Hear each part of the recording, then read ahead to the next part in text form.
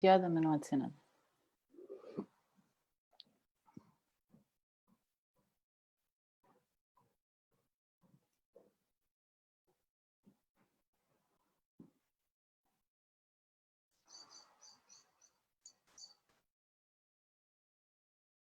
Ok. Olá, boa tarde. Bem-vindos a este espaço de A Casa Laboral. Vamos dar início ao primeiro debate online que organizamos hoje neste dia tão especial, que é o 25 de Abril. Vamos discutir o mundo do trabalho e vamos pensar que futuro queremos para o nosso país e para os nossos trabalhadores. Temos como convidados, espero que estejam todos a ouvir, temos como oradores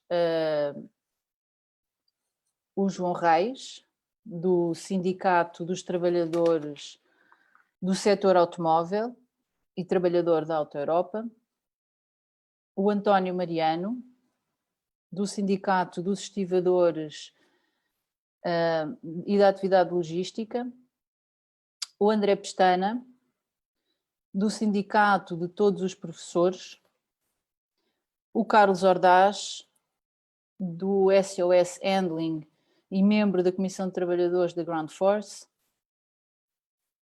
a Ana Costa, membro da Missão Pública Organizada e funcionária pública, a Ângela Lima, do Sindicato dos Trabalhadores de Call Center, o João Pascoal, do Movimento Mudar Bancários e membro da Comissão de Trabalhadores do Santander Tota, a Ana Aleixo, médica e ex-diretora clínica e ex-diretora do Hospital de São Francisco Xavier, em Lisboa, a Raquel Varela, historiadora e professora universitária, o António Garcia Pereira, advogado e professor universitário, e no final destas intervenções teremos um momento para perguntas e respostas, portanto, se quiserem deixar alguma questão, deixem nos comentários da página, aí no Facebook, e que nós depois daremos as respostas oralmente. Depois vamos direcionar para cada um dos intervenientes e daremos essas respostas. Muito obrigada e vamos dar início então a este frutuoso debate. João Reis. Onde é que ele anda? Está aqui. Ok.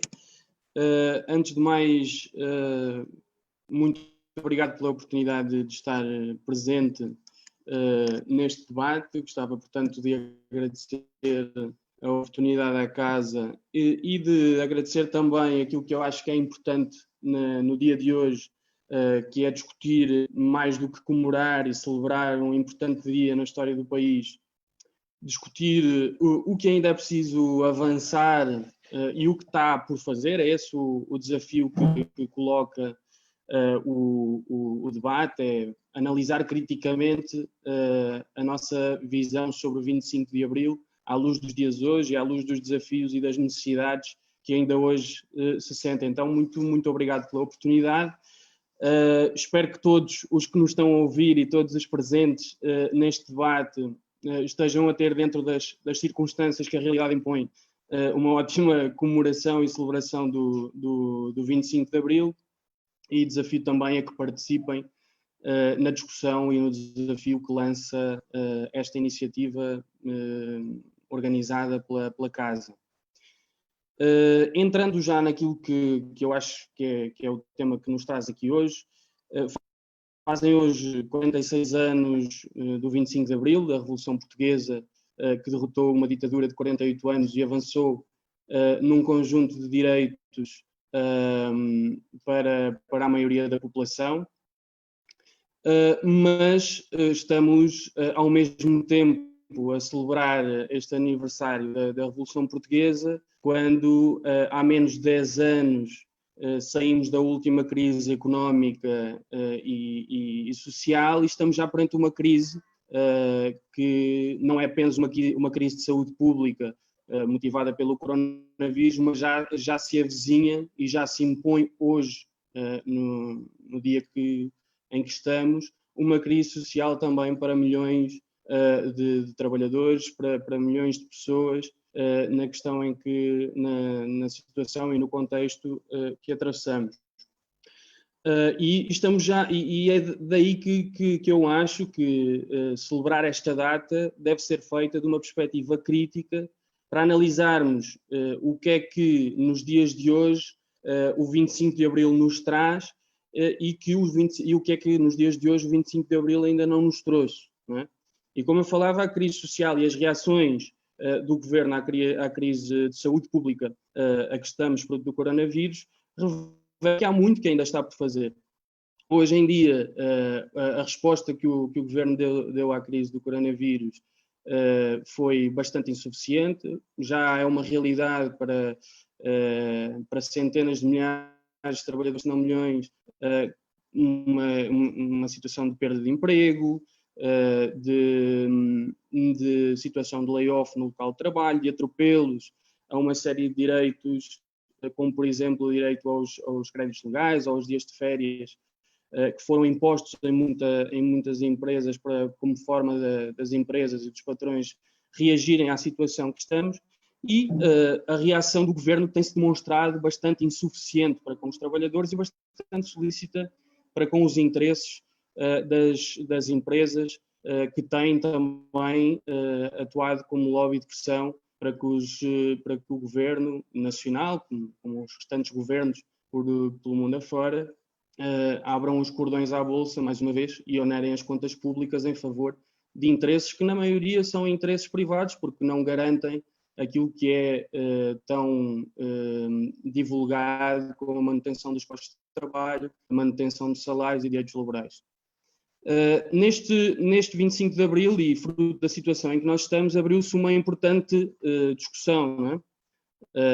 Bastante aproveitada de uma forma completamente oportunista pelos setores mais obscuros e saudosistas de um momento histórico da história do país a que o 25 de Abril veio colocar um fim, mas que também tem a sua popularização e a massificação desta campanha tem que ver também com as insuficiências de um processo que ainda deixou um conjunto de respostas às necessidades e à maioria da população, que deixou um conjunto de respostas por dar, não é?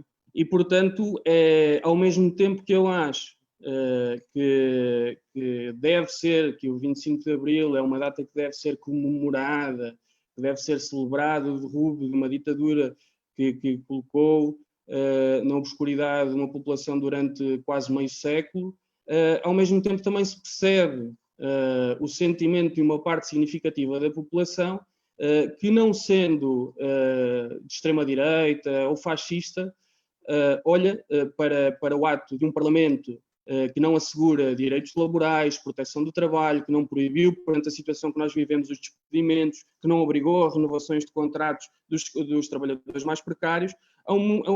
Veja estas comemorações do 25 de Abril de uma forma, por parte deste Parlamento, de uma forma um tanto ou quanto hipócrita. Porque é exatamente este mesmo Parlamento que não tem resguardado os interesses da maioria da população e que, ao mesmo tempo, foi bastante rápido a proibir o direito ao protesto para os setores que estão atacados, com os estados de emergência que já vão na terceira renovação, e, ao mesmo tempo, não tem tomado uma série de medidas no sentido de proteger os trabalhadores e a maioria da população mais exposta a esta situação, inclusivamente e principalmente os trabalhadores mais precários, aqueles com vínculo mais precário,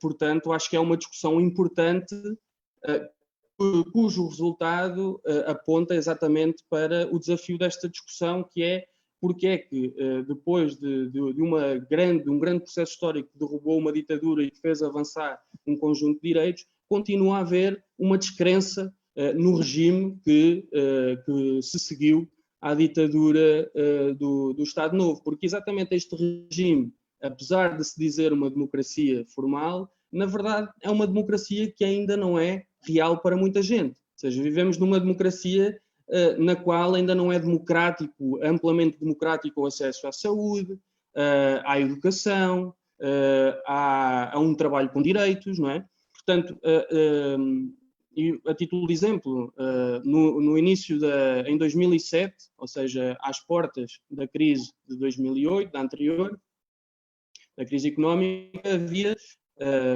haviam apenas, à volta, menos de 10% dos trabalhadores ganhavam um salário de miséria, um salário mínimo, que não garante, hoje em dia, uma vida digna. Hoje em dia, depois da saída da crise e depois, inclusivamente, de um governo que se dizia virar a página à austeridade, estamos perante uma situação na qual mais de um quarto da população trabalhadora vive com salário mínimo, com um salário que não garante uma condição digna. E isto é um dos exemplos que motivam que hoje muita gente olhe com desconfiança esta democracia que se seguiu à ditadura salazarista. Para terminar, eu acho que, na perspectiva de um trabalhador do setor automóvel, esta crise, para além desta discussão bastante interessante, levantou vários temas que eu acho que também são determinantes e que nós, enquanto trabalhadores dos diversos setores, devemos aproveitar este processo para pensar no futuro. E eu queria-me, por uma questão de tempo, porque terei outros oradores que terei todo o gosto em ouvir, e inclusivamente hoje terei outra atividade às 6 que discutirá esta mesma temática que nos traz aqui hoje. Vou-me ater a dois temas.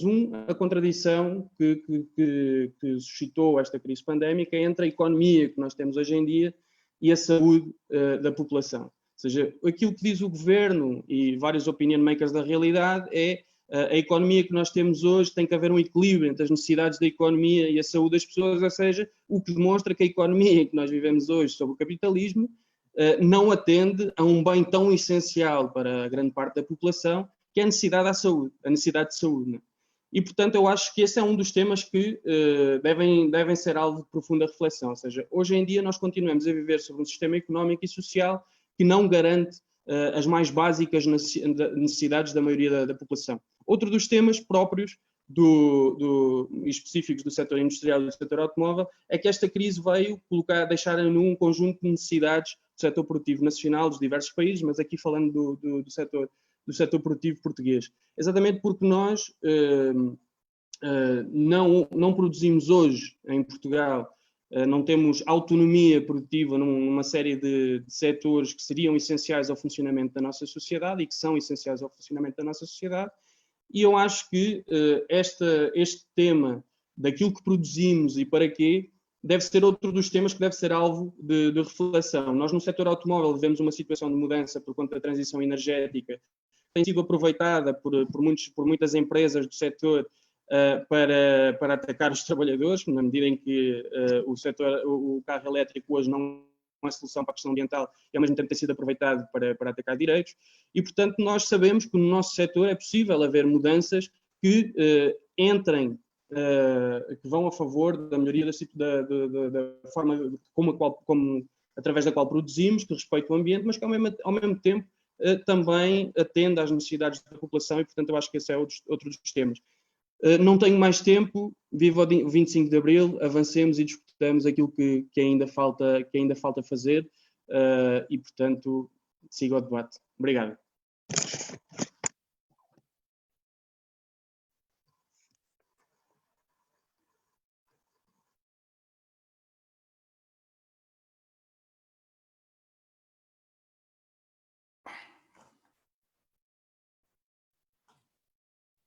Ok, posso começar agora que já tenho o som ativado. Bem, primeiro que tudo, boa tarde a todos e o melhor 25 de Abril possível, dadas as circunstâncias. Eu estava a ouvir o João e estava a pensar, por acaso nunca lhe perguntei isto, mas penso que o João não tem 46 anos. Portanto, temos aqui neste debate pessoas que não tinham nascido ainda no 25 de Abril. E, enfim, ele está à frente de um sindicato novo, na Auto Europa. Eu represento trabalhadores estivadores e nós, como associação de classe, existimos desde 1896 É curioso, agora já estamos a falar de datas, hoje também é um dia que a data tem muito peso. Eu li há uns dias aqui num ecrã que a Direção-Geral de Saúde existe desde 1899, é 3 anos mais nova do que a Associação de Classe de Estivadores. Bom, eu não queria falar sobre a saúde, enfim, estamos aqui apanhados no meio de uma pandemia, a saúde não é minha área, está aqui a doutora Ana Aleixo, mas eu gostava só de dizer em relação à saúde, primeiro que tudo, um grande abraço a todos os profissionais do setor da saúde, por tudo o que têm feito nestes dias e vão continuar a fazer, enquanto for necessário, e depois da pandemia estar debelada. Mas também dizer que também devemos ao 25 de Abril as condições que temos hoje para podermos defender a população de uma forma mais consistente e com mais capacidade, porque se não fosse o Serviço Nacional de Saúde, com o que resta ainda do Serviço Nacional de Saúde e do que tem vindo a ser feito desde o 25 de Abril, desde que foi constituído e que tem vindo a ser degradado, se não fosse isso, quando assistimos ao sistema privado de saúde a ir para banhos, enfim, um grande obrigado aos profissionais de saúde. Eu estarei aqui exatamente a falar um pouco mais da parte laboral e no que diz respeito à parte laboral, os estivadores têm aqui um papel determinante nestes últimos meses em termos dos ataques que têm sofrido e são um pouco o espelho do que têm sofrido os vários coletivos deste país, talvez elevado a um extremo que tem acontecido nos estivadores. Mas, enfim, é geral, talvez o mais importante seja depois de tudo voltar ao normal e de o país ter regras mais equilibradas num mundo já desequilibrado que existia entre o capital e o trabalho. Neste momento estamos aqui num impasse, numa suspensão parcial da democracia em que os trabalhadores e as suas organizações não podem reagir, enfim, com as mesmas armas, com as menores armas que já tinham para tentar equilibrar estas relações laborais. Nós, desde sempre, a nossa luta foi por 2 aspectos muito essenciais e muito básicos. Foi pela luta contra a precariedade e por salários dignos para podermos viver todos. Os estivadores têm uma história bastante longa nesta questão. Eu costumo dizer que o 25 de Abril para os estivadores só foi em 1980, no dia 1 de janeiro, porque até lá todos éramos precários. É evidente que há muitas outras profissões em que a precariedade continua a agressar, enfim, em todas as áreas, estou-me a lembrar desde os call centers à cultura. Nos estivadores, esse ciclo foi interrompido em 1980 e, enfim, as condições foram melhorando a partir daí. O que temos hoje é claramente uma regressão. Há alguns anos que essa regressão vem acontecendo, desde que as teorias neoliberais mais têm vindo a ser implementadas. Eu diria que neste momento estamos a ser fortemente alvos de 2 vírus, do Covid e dessas táticas neoliberais que, no caso dos estivadores, enfim, nos querem fazer regressar a muito antes de 74. Essa tem sido a nossa luta ao longo dos anos. Como digo, em 1980 tudo mudou. Começámos, depois do ano 2000, a sofrer diferentes ataques. Houve uma nova lei em 2012 que precarizou o regime laboral nos portos. Os estivadores, sempre se diz que estão em processos de luta. Nós temos uma lei especial que diz que nós podemos ser subcontratados. Enfim, alguém fez uma lei, foi o poder político que fez uma lei que provocou esta maior precariedade nos portos, e é isso que nós vimos assistindo. Não são os estivadores sempre em formas de luta, são os estivadores a defenderem-se daquilo que acabou por ser, ou que as empresas estão a tentar consolidar em 2020, digamos, com a desculpa ou com os mecanismos de suspensão da democracia que foram introduzidos atualmente. Portanto, houve tentativas de despedimento de estivadores em 2012, 2014, 2016, 2018. Em 2020 este plano, enfim, aparentemente chegou ao fim, ou pela parte das empresas que estão a tentar chegar ao fim. Enfim, nada disso chegou ao fim. nós tivemos um processo bastante importante de reversão. Eu diria que em Setúbal ainda não houve um 25 de Abril, em Setúbal houve um 12,5 de Abril. Metade dos estivadores de Setúbal ainda são precários, e este processo tem que continuar. Eu lembro que aqui há uns dias, na única vez que estive com o Ministro da Tutela, eu lhe disse que infelizmente tinham que ser os estivadores a ir para formas de luta para acabar com o resto da precariedade que há em Setúbal. Em Setúbal, mesmo com o processo de luta em que passámos de 90% de precariedade para 50% de precariedade, ainda continua a haver trabalhadores já há 25 e há 20 anos a ser precários e a trabalhar há 25 anos. Portanto, os sindicatos de estivadores, enfim, outros neste país, têm que ir para formas de luta para resolver aspectos que os governos que tanto apregoam que são contra a precariedade, afinal, o que fomentam é exatamente este estado de coisas. Vamos ter que ser nós aí para a luta, novamente em Setúbal. Já agora, para Setúbal, eu queria deixar aqui uma palavra muito especial para um símbolo da luta de Setúbal, que é a Carla. Ela provavelmente está-me a ouvir. Ela é uma pessoa espetacular e eu queria deixar aqui, aproveitar a oportunidade, como símbolo da luta dos operários femininos no setor da estiva, que não são muitos. Queria deixar aqui este cumprimento especial à Carla.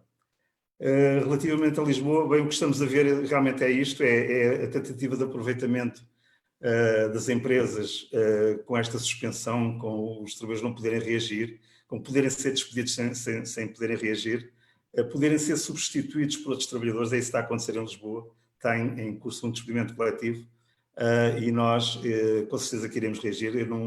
Enfim, o 25 de Abril sempre foi um momento de festa para mim, vai ter que continuar a ser, mas a nossa festa vai ser mais à frente, não vai ser ainda no 1º de Maio, também costumamos reunir todos os anos. Vai ser mais à frente em que nós vamos conseguir reverter todo este processo e explicar e provar no sítio certo, que é na Justiça, a golpada que está em curso aqui no Porto de Lisboa. Tudo está por fazer quando toda esta situação for ultrapassada, quando se verificar, enfim, o ponto em que ficaram as relações laborais neste país, andaram décadas para trás, e, portanto, os trabalhadores têm que se organizar muito bem, têm que, dentro das suas organizações de classe, lutarem para pelo menos voltarem a adquirir os direitos que tinham antes de todo este processo de assalto, digamos, aos postos de trabalho e às condições dos trabalhadores, acabam por acontecer cobardemente à sombra de um processo contra os quais os trabalhadores têm que se defender, e muitos deles têm que trabalhar, como nós, trabalhamos com muito prazer, mas não podemos trabalhar naturalmente se estivermos despedidos. Mas é isso que as empresas irresponsavelmente fizeram, enfim, com muita gente a olhar para o lado, mas nós cá estaremos. O processo foi feito à pressa e com os pés, embora planeado, acabou à pressa porque vinha aí a pandemia. Nós cá estaremos para reagir nos devidos locais e pelas formas mais corretas. E 25 de Abril sempre, vamos ver por aí.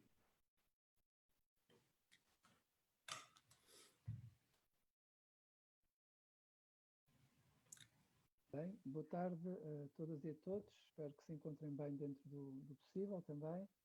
Eu sou André Pestana, sou dirigente do STOP e obviamente aceitei participar neste debate na qualidade de sindicalista e penso que posso falar em nome de todos da casa, que estamos naturalmente todos, digamos, com muito apreço do trabalho incrível que os nossos profissionais de saúde têm demonstrado nas últimas semanas com o trabalho, digamos assim, só ver se o som está... Estão-me a dizer que o som não está muito mais alto, vamos lá ver se aparentemente o som está ok, vamos ver. Então estava a dizer que naturalmente uma palavra de apreço para os nossos profissionais de saúde, que como sabem, apesar dos ataques que têm sofrido nos últimos anos, têm dado uma demonstração de grande dedicação e também, acho que falo em nome da casa, que também um apreço especial aos estivadores, que sem dúvida penso que neste contexto do estado de emergência estão a ser dos setores mais prejudicados porque estão a sofrer um ataque fortíssimo e de facto acho que merecem toda a nossa consideração estes setores que referi. Sobre a questão do 25 de Abril, acho que todos sabemos que o 25 de Abril trouxe grandes e profundas mudanças no nosso país, e positivas, e não só no país como também na escola. Poderia referir aquele exemplo que se calhar muitos jovens não sabem, que é antes do 25 de Abril de 74, as professoras primárias, para se poderem casar, tinham que pedir autorização ao governo. Isto parece quase uma história de, digamos, de humor, ou digamos assim, mas não, era literalmente assim, tinham que pedir essa autorização. Mas também queria referir a questão da gestão escolar, que antes do 25 de Abril era totalmente não democrática, e o 25 de Abril permitiu que houvesse, digamos, na gestão escolar uma participação democrática não só do pessoal docente, como do pessoal não docente e também dos estudantes. Isso foi muito, muito positivo, e infelizmente o que vimos é que há cerca de 12 anos em Portugal houve um ataque relativamente a essa gestão democrática, e neste momento voltamos a ter, digamos assim, um poder, uma gestão escolar, e os professores e os assistentes operacionais sabem disso, e os estudantes também, muito centrada numa figura do senhor diretor, digamos, das escolas, que claramente não honra, digamos assim, e é um revés, foi um retrocesso relativamente ao que se conseguiu a muito custo no 25 de Abril. Por isso, lutar hoje pelo 25 de Abril também é lutar por uma gestão democrática nas escolas, e o STOP, por exemplo, numa última greve que dinamizámos, de outubro a dezembro, uma das reivindicações de outubro a dezembro de 2019 foi exatamente esta questão da gestão democrática nas escolas, porque achamos que é extremamente importante. Depois, relativamente também à valorização e das condições de trabalho dos profissionais de educação. Ou seja, o nosso sindicato representa todos os profissionais de educação, pessoal docente e não docente, e o que nós vemos é que depois do 25 de Abril houve claramente uma grande valorização, muito positiva, no sentido positivo, claro que nunca esteve no que nós obviamente consideraríamos o suficiente ou o ideal, mas claramente houve avanços muito significativos. E hoje, passado 46 anos, o que vemos é que a precariedade continua, por exemplo, a atingir milhares de profissionais de educação, por exemplo, os colegas que trabalham nas atividades de enriquecimento curricular, chamadas AECs. Podia falar também da situação dos contratados, eu sou um caso, mais um exemplo, até com horário incompleto, mas também podia falar em particular dos assistentes operacionais, que é acho que é vergonhoso, ou devia nos envergonhar como sociedade, termos estes profissionais, que são um elemento-chave central para o funcionamento das escolas, estarem a receber salários de 600 e poucos euros, mesmo após 20, 25, ou até já conheci casos com mais de 30 anos de serviço, e a continuarem a receber o mesmo do que um assistente operacional que chegou o mês passado. Ou seja, isto é claramente, digamos assim, negativo, e obviamente que também lutar pelo 25 de Abril também é lutar em defesa da diminuição da precariedade dos profissionais de educação hoje, e obviamente da valorização, nomeadamente e em particular, dos assistentes operacionais, não só, mas também. Depois, também era importante ter, digamos, o mínimo de consideração, não só com os trabalhadores, como também por quem os representa. Como eventualmente alguns saberão, o STOP ficou, digamos, mais conhecido quando dinamizou uma greve às avaliações no final do ano letivo 2017 e 2018, e o que foi impressionante é que nós, que fomos recebidos no início pelo Ministério da Educação, quando levámos a greve até às últimas consequências, a pedido, digamos, através de sondagens independentes em que os professores participaram, nós, como castigo, digamos assim, durante longos 18 meses, ou seja, durante um ano e meio, deixámos de ser convidados pelo Ministério da Educação. Ou seja, enquanto os outros sindicatos, durante esses 8 meses, reuniram várias vezes com o governo, o STOP foi o único sindicato, porque tinha sido exatamente o único sindicato nacional a dinamizar a tal greve consequente. Então tivemos uma espécie de castigo, o que revela também uma falta de cultura democrática, obviamente que também não é coincidente com os valores que o 25 de Abril nos trouxe, e que, neste caso, devia envergonhar o governo.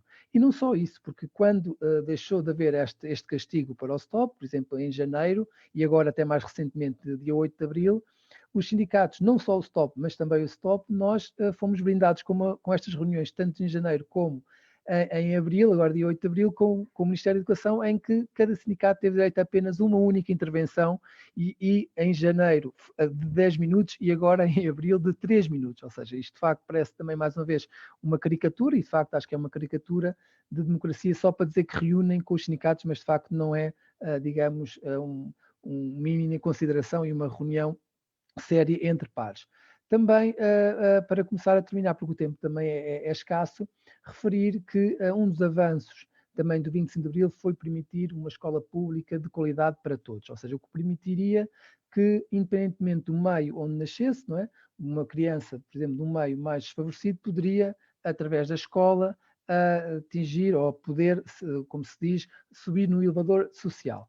O que é que nós, nomeadamente através de uma discriminação positiva, que a escola normalmente tenta, obviamente, dinamizar, que é, obviamente, os alunos com mais dificuldades, dar mais apoio.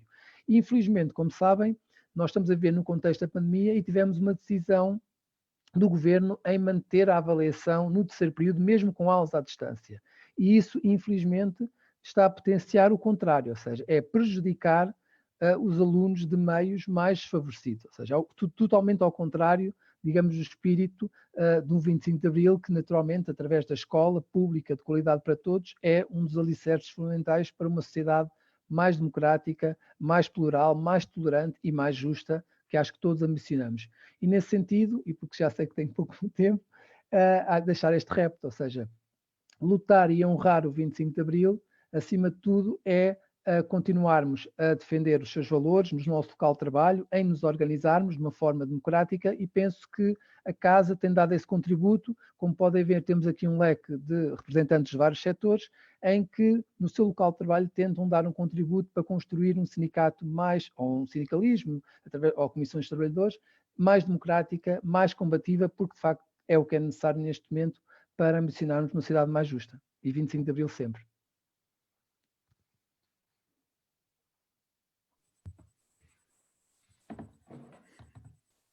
Posso? Olá, boa tarde. Boa tarde a todos e a todas, quem nos estão a ouvir. O meu nome é Carlos Ordaz, sou membro da Comissão de Trabalhadores da Ground Force e do coletivo SOS Handling, que é um boletim que tem 5 anos, que está representado em vários aeroportos em Portugal. E, primeiro que tudo, queria-vos dizer que o que a aviação está a passar hoje, o que internacionalmente se fala, e todos ativistas e lutadores no marco da aviação e de sindicatos, é uma situação muito superior ao que foi o 11 de setembro. Ou seja, o 11 de setembro, o ataque às Torres Gêmeas nos Estados Unidos, foi um grande abalo em toda a aviação, e especialmente nos Estados Unidos, que é o centro da aviação. Não sei se recordam, devem-se recordar que houve grandes companhias aéreas americanas faliram, houve uma enorme quantidade de despedimentos, e é o que nós temos hoje em dia, e é o que nós, na aviação e em Portugal, e nos aeroportos portugueses, e em todas as empresas, tanto empresas de assistência em terra como de ar, de bordo, é o que nós estamos a sentir. Ou seja, é uma situação bastante séria, é dos setores que, com esta situação particular, é um caso de estudo nesta situação, e não queria deixar de começar isto por vos dar um dado, falar primeiro de duas palavras, a palavra quarentena e a palavra proteção, em que para os trabalhadores da aviação sempre foi uma coisa inexistente. Para vos dar a ideia, a proteção, o direito a máscara e a luvas só está autorizado na Ground Force a partir do dia 27 de abril, ou seja, da próxima segunda-feira, pela administração. Ou seja, nós, é incomparável, obviamente, relativamente aqui, como os outros companheiros já falaram, dos trabalhadores de saúde, mas como vocês já devem ter todos viajado de avião, estar uma pessoa, um trabalhador de assistência em terra, embarca 5, 6 voos por dia no seu horário de trabalho, cada voo tem 200 passageiros, 250, nós estamos muito, muito expostos, estivemos muito expostos, e toda a gente sabe que a aviação, o vírus circulou rapidamente neste mundo, com os transportes mais rápidos, neste mundo, nesta globalização, circulou pelos aeroportos. Então, nem a proteção até hoje em dia nos foi dada como um direito para a saúde dos trabalhadores, como a quarentena também não foi garantida por estado de emergência, um estado de emergência que é um estado basicamente autoritário. Ou seja, o estado de emergência nos aeroportos foi um critério comercial que, quando começou a diminuir a ocupação nos aviões, as empresas tiveram que começar a soltar os trabalhadores, porque de facto eles não estariam lá, hipoteticamente, a fazer nada.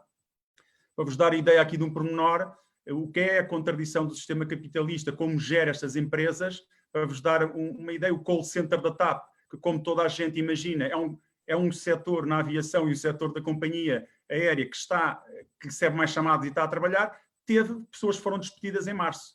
Mais de 20% do call center da TAP recebeu cartas de despedimento em março. Ou seja, quando tem mais trabalho é quando estão a despedir os trabalhadores. É uma prova provada de que o sistema capitalista não consegue resolver, não tem forma de resolver esta crise, não garante os postos de trabalho aos trabalhadores, que é, de facto, o que interessa. Para ver o impacto da aviação, não sei se têm ouvido as notícias, o Donald Trump, não sei se sabem quem é um médico americano, que tem até já boas propostas de cura para o Covid-19. Não aconselho a ninguém, mas podem tentar ler sobre ele. Ele próprio já disse e já está a soltar 50 mil milhões de dólares para as companhias aéreas, só para ver o caso sério que isto é. Aqui ao lado, no Estado espanhol, já disseram 1.000 milhões de euros. E em próprio Portugal, os privados da companhia aérea já andam a pedir novamente os empréstimos com garantia estatal de 200, 300 milhões de euros. Ou seja, o que nós dizemos, além de outras benesses, o que nós dizemos é que tudo bem, as companhias precisam de ajuda, e em Portugal a TAP precisa de ajuda, mas não pode continuar a ser ajudada para ficar na mão dos privados. A TAP tem que ser ajudada para garantir os postos de trabalho dos trabalhadores, para garantir os seus salários a 100%, e não para os privados, mas sim para voltar ao Estado. Os privados pedem outras ajudas, isenção de postos das taxas aeroportuárias e por aí fora. Obviamente, quem vai pagar essa fatura seremos nós, não é? Ao concessionário francês dos aeroportos, e esta situação é uma situação que não é uma solução, mas sim é um atrasar do problema, não é? Também somos um setor com muito layoff. Basicamente no grupo TAP estão à volta de 12 mil trabalhadores, 12 mil trabalhadores em layoff, com um salário incompleto, com um salário de 66%. Obviamente muitos trabalhadores e há muitos setores na aviação que o salário é o salário mínimo, iniciam por salário mínimo. Estão hoje, a grande maioria desses trabalhadores na aviação estão com o salário mínimo e com certeza não tiveram uma quarentena e não estão hoje em dia com a tranquilidade que seria necessária. Nós posso dizer que hoje em dia despedimentos na Ground Force são cerca de 1.000 pessoas que já foram despedidas numa empresa que tinha 3.500. Ou seja, os trabalhadores que representam e representavam postos de trabalho permanentes, independentemente do seu contrato. Antes disto acontecer, era uma falcatrua, eram contratos falsos e era uma precariedade extrema de 3, 4, 5 anos, e nessa situação nós reivindicamos, e o SOS reivindica que esses são postos de trabalho permanentes, e estamos a lutar porque essas pessoas que foram despedidas que sejam reintegradas novamente. Para terminar, o que me faz lembrar hoje em dia a discussão que está a passar na aviação, faz-me lembrar um pouco o 25 de Abril, no início da companhia. Em 74, a companhia aérea é nacionalizada em 1975, um mês após a nacionalização da banca, e curioso, os empréstimos que eu falei, 200 e 300 milhões que os privados estão a pedir, e o próprio Estado já vem falar, e os ministros, e o Costa vem falar que não está afastado da nacionalização e ajudas às companhias aéreas. Após a nacionalização da banca em 1975, 65% da TAP já estava do lado do Estado, porque já nessa altura o Estado era a garantia dos empréstimos. Então, passado um mês, o que foi só fazer foi garantir os outros 35%. E desde então, desde 75 até 2015, a TAP foi uma referência de uma companhia por todos, a sua manutenção, uma companhia com um serviço de excelência, e hoje em dia voltou às mãos dos privados, e a situação que vocês conhecem, e a situação que hoje, gravemente, estamos todos, e a maior parte dos trabalhadores estão com medo de ficar sem o seu posto de trabalho e a ver as suas contratações coletivas diminuídas. Para isso, de facto, o 25 de Abril foi muito bom para a aviação, e esperemos que hoje os trabalhadores continuem a lutar e se organizem no marco de garantir os seus postos de trabalho e os seus salários. E obrigado, boa tarde.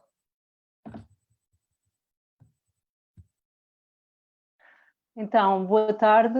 O meu nome é Ana Costa, sou funcionária pública e estou aqui em representação da Missão Pública Organizada, que é um movimento de trabalhadores da administração pública portuguesa, que foi criada em 2017 e que quer debater e contribuir para a melhoria da administração pública em Portugal.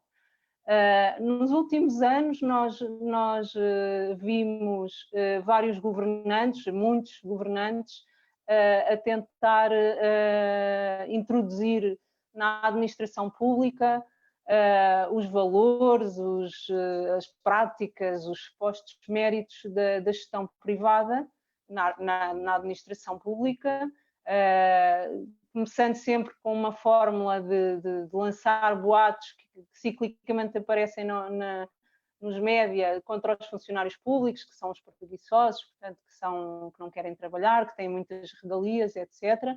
E depois facilmente mudam as leis a seguir, e então o que nós temos assistido é, de facto, uma série de alterações àquilo que tínhamos conquistado em abril.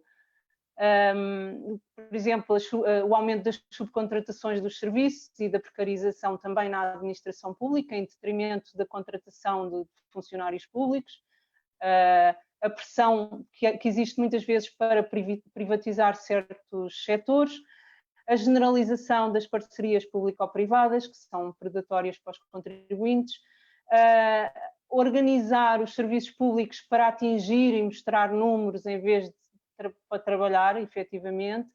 Abandonou-se muito o planeamento para se passar a trabalhar por urgências. Usa-se também muita propaganda e a manipulação sem qualquer pudor, como se fosse simplesmente marketing. Tem-se vindo a contratar também nas últimas décadas assessores por valores imorais, muitas vezes, e sem escrutínio, que vêm apoiar a decisão na administração pública e que vêm substituir o corpo técnico legítimo da administração.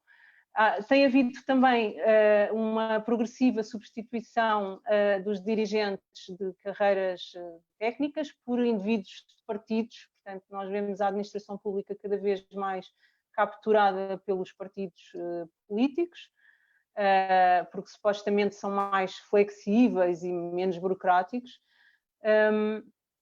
E também houve a introdução de um sistema de avaliação, que é uma cópia do sistema de avaliação do desempenho individual, que é uma cópia do privado, mas que afinal também já percebemos que não avalia nem motiva, mas que é muito eficaz em impedir a progressão da maioria dos trabalhadores. Bom, houve uma série de alterações à lei que foram retirando também direitos aos funcionários públicos, como por exemplo o caso da contratação coletiva, que deixou de existir e deu lugar a contratos individuais de trabalho.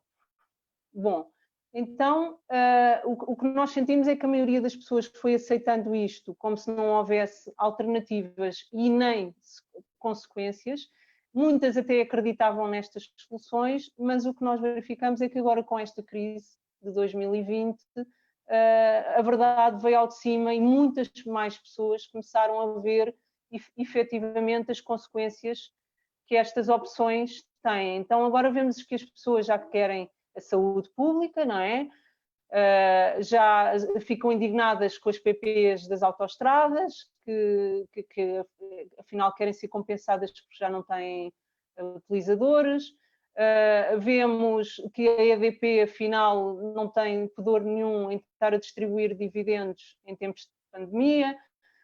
Vemos que agora as pessoas já valorizam mais a segurança no trabalho do que a flexibilidade no trabalho. Também vimos que os funcionários públicos afinal se sabem organizar e como por exemplo o caso dos médicos e dos enfermeiros e de todo o pessoal auxiliar médico que se conseguiram organizar muito bem para dar resposta a esta pandemia, sem ser preciso os gestores dos hospitais. Vimos que afinal é importante haver cientistas e produção nacional. Pronto, temos vindo a ver uma série de coisas, apercebemos também que as pessoas foram abrindo a mão das conquistas de Abril, porque se deixaram seduzir também muito por outros valores, como por exemplo da competição, da eficiência, da eficácia acima de tudo, e o individualismo que vem com isso, e isso de facto tem um impacto nas relações de trabalho. Nós sentimos muito mais medo das pessoas dentro dos setores de trabalho, desconfiança, as pessoas parece que deixaram de se saber unir, e de trabalhar em conjunto, enfim, bom. Vimos também que as pessoas agora se apercebem que as democracias liberais, afinal, não foram assim tão capazes de proteger os mais pobres e os mais frágeis, que acabam por ficar nas margens quando acontece uma crise como esta. Nem sequer a tal redistribuição da riqueza criada por todos não se consegue dar volta a isso com este sistema. E, finalmente, também, os próprios funcionários públicos percebem-se que são sempre eles que sofrem, a quem é pedido os ajustamentos quando surgem estas crises. Nós temos, a Missão Pública Organizada tem 10 alterações que propõe, muito rapidamente. A primeira tem a ver com os valores, é que a administração pública tem que recuperar uma série de valores ligados à cooperação, à transparência, à sustentabilidade, à participação, à relação humana com os cidadãos. A segunda é que, de facto, tem que haver uma economia pública e planificada relativamente aos serviços essenciais.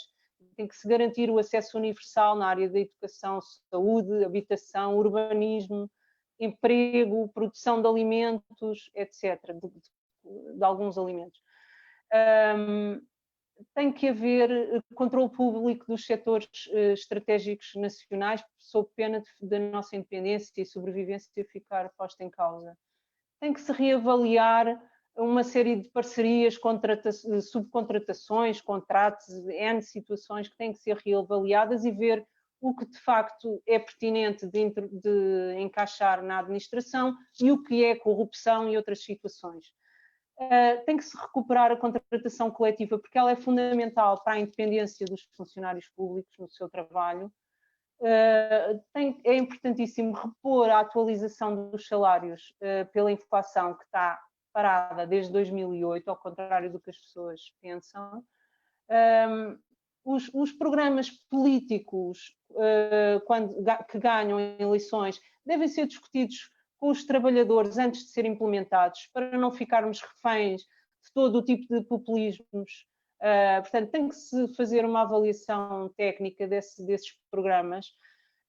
Também pensamos que é de promover uma maior autorregulação e auto-organização das equipas, que sabem planear, sabem quais são os trabalhos que são mais pertinentes, sabem quais são os horários em que é preciso trabalhar, sabem isso tudo. Portanto, confiar mais nos trabalhadores e até na escolha deles para os dirigentes, em vez de virem dirigentes caídos de paraquedas e sabe-se lá de onde. Reavaliar também a política de descentralização de competências, que teve vários erros e que é muito prejudicial para a administração pública, e finalmente acabar com o CIADAP e com o assédio moral que tem graçado pela administração pública, e implementar um modelo de avaliação que seja mais simples e mais útil para a administração pública. Pensamos que acabou o tempo já não há alternativas e que de facto é possível construir outra sociedade, e é aquilo que nós conseguirmos construir juntos. E viva o 25 de Abril!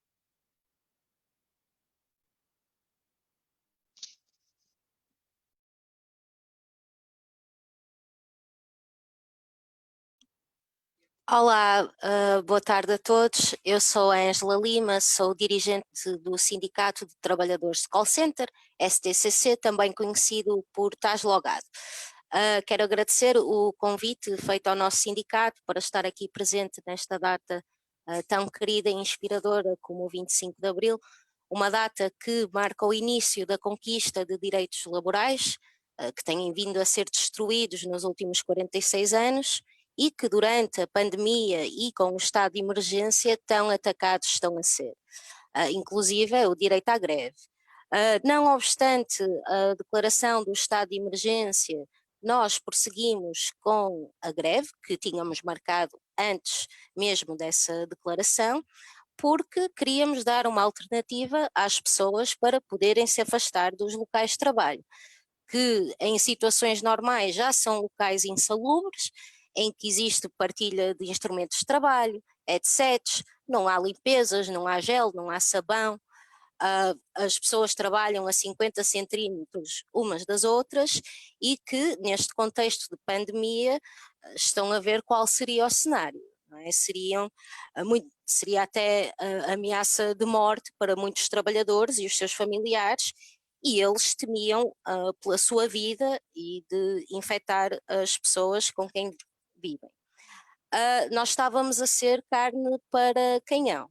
Havia empresas que queriam continuar a atender, a faturar, business as usual, mesmo já sabendo que haviam casos de pessoas infectadas, ocultaram isso dos restantes trabalhadores e só pararam e fecharam porque a Direção-Geral de Saúde assim os obrigou.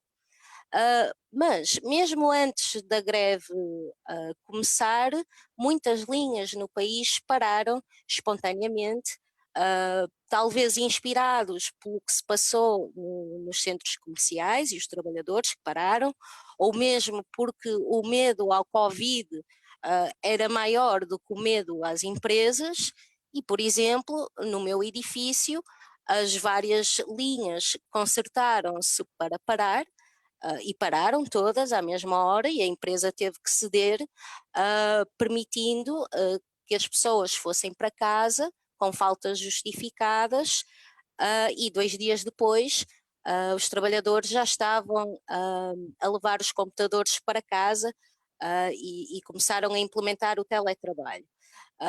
Teletrabalho esse que, apesar de obrigatório pelos decretos-lei que saíram, muitas empresas tentaram negar, recusar,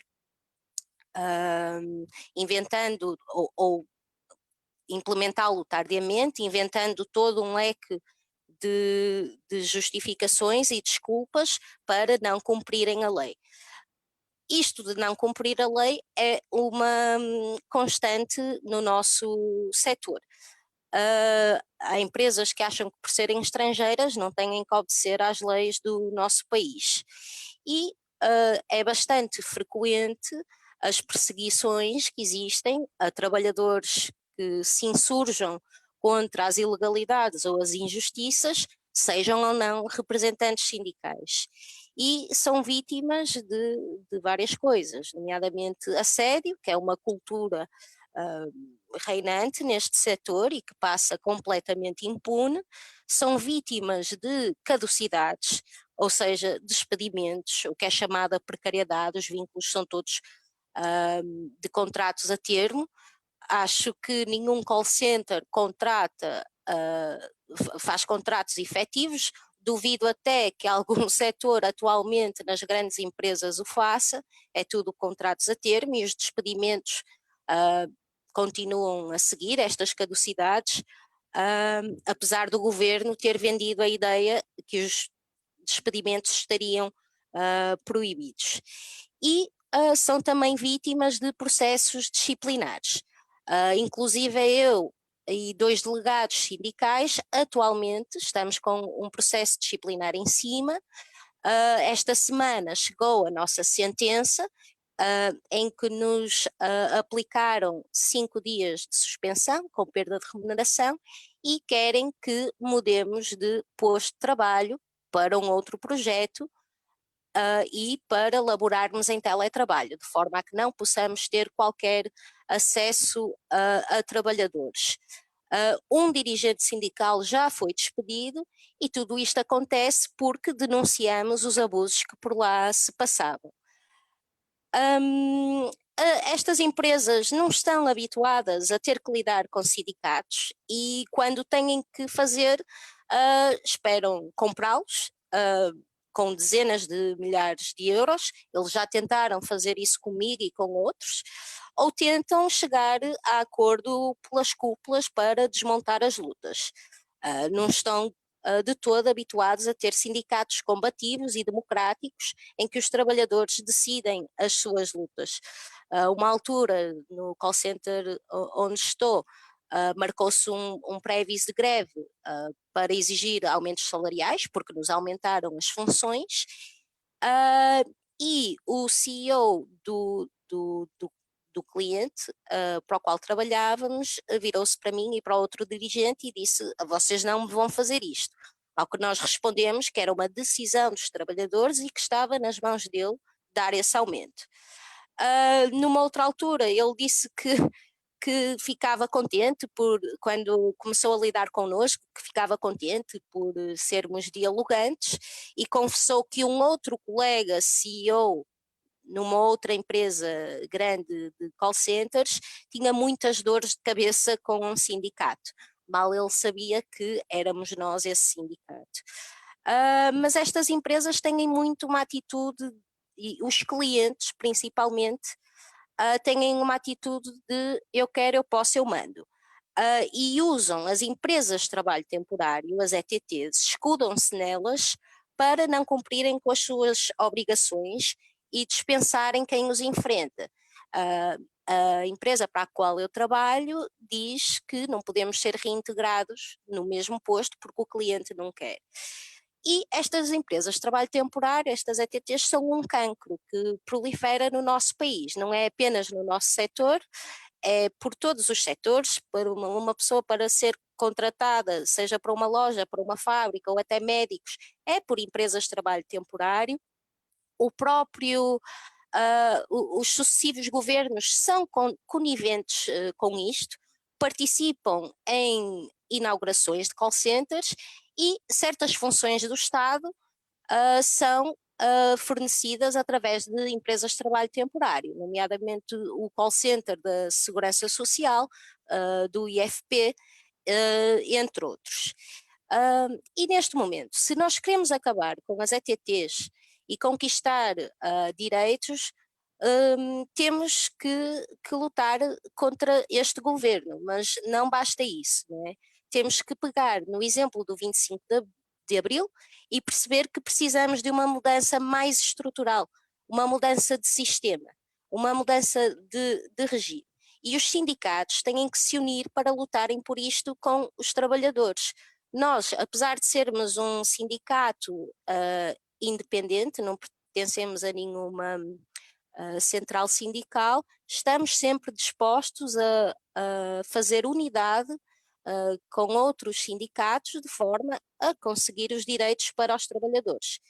E a luta contra as empresas de trabalho temporário terá que ser uma luta conjunta entre todos.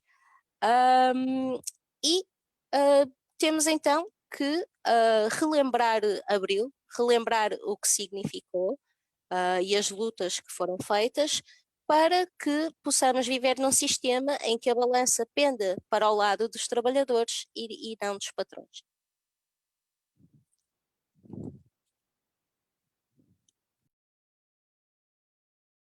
Ora, boa tarde a todos e a todas. Sou João Pascoal, do Movimento Mudar Bancários, e sou daqueles que tive o privilégio de poder participar na Revolução do 25 de Abril, logo desde a manhã do dia 25, participando com centenas de outros populares no centro de Lisboa, ao apoio dos militares revoltosos. Foi essa saída da população à rua, dos trabalhadores à rua, em apoio do derrube do governo fascista, que permitiu que aquele golpe militar se transformasse numa autêntica revolução popular e que passasse a estar nas mãos das mobilizações operárias e populares, das mobilizações que se realizaram nos meses a seguir. Foram essas mobilizações que determinaram enormes avanços nos direitos sociais, direitos económicos, nos direitos salariais, contratuais, nos direitos políticos dos trabalhadores portugueses e do povo português. Não foram as decisões da Assembleia Constituinte, não foram sequer, portanto, as decisões, seguidamente, da Assembleia da República. Essas limitaram-se a diminuir muitas das situações, muitos dos avanços, muitos dos direitos que, entretanto, já tinham sido alcançados a nível nacional e a nível de todas as profissões a nível dos trabalhadores, a nível dos trabalhadores agrícolas, etc. Como já referiu os vários oradores, e nomeadamente agora a Ângela Lima, desde o 25 de Abril até agora nós temos sucessivamente perdido direitos laborais, perdido de direitos sociais, perdido direitos de intervenção cívica. Na banca, o setor, portanto, em que eu estou a trabalhar e a intervir sindicalmente, passou-se precisamente o mesmo. Importa recordar que a banca foi nacionalizada em 1975, mas foi nacionalizada por dois fatores fundamentais.